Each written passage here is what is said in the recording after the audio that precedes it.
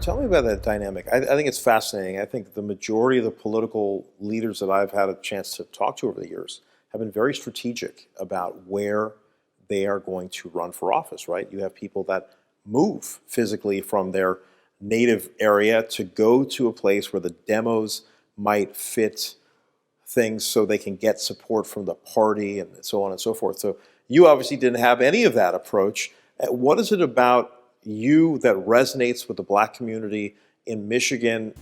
I basically, what I did was I told my story. Having grown up in poverty, living in a home back home in India, growing up, that had no running water and often no electricity. One bedroom apartment that six of my sisters, a brother, and my parents, we all slept on the floor, we ate on the floor. There were many nights where we didn't know where our next meal is going to come from,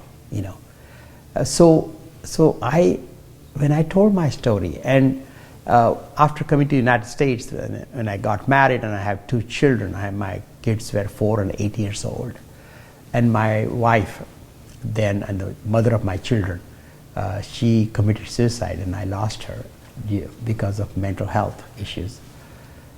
And I raised my children as a single father. And so when I told my story honestly to people, the struggles that I had about mental illness in my family, the struggles that I have with poverty, how during the college time I worked as a janitor to supplement the income for my family. And when I came to America and when I was working on my PhD, I would get about $300 a month stipend, and I would take $75 out of that and send it home so my mother could put food on the table. And when in summer months when there was no undergraduate teaching, I would not get paid. And those times I would sleep in the car, or I would sleep in a public building, or at times I slept in a homeless shelter. And when I told people my story, later on I've become financially successful, but the core of who I am is that person who really struggled financially and picked himself up, and that struggle, I think people really understood that, especially in Detroit, where